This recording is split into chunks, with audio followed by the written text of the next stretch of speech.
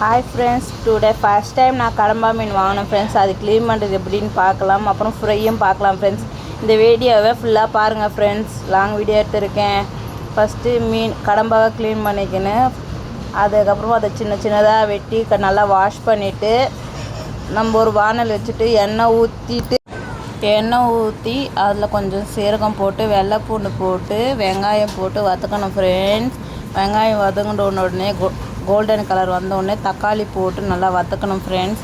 தக்காளி வெங்காயம் வதங்குறதுக்கு நம்ம மஞ்சாத்தூளும் கல்லுப்பும் போட்டால் நல்லா சீக்கிரமாக வதங்கும் ஃப்ரெண்ட்ஸ். நல்லா வதங்கி வந்ததுக்கப்புறம் கொஞ்சமாக மிளகாத்தூள் ஆட் பண்ணிவிட்டு நல்லா மிளகாத்தூள் ஆட் பண்ணி வதக்கினதுக்கப்புறம் நம்ம கடம்பா க்ளீன் பண்ணி வச்சுக்கோங்களா, அந்த கடம்பாவை போட்டு நல்லா ஃப்ரை பண்ணணும் ஃப்ரெண்ட்ஸ்.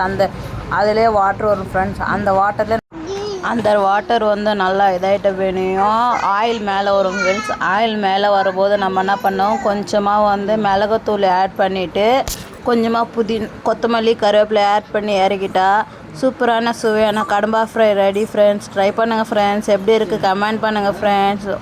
Bye friends.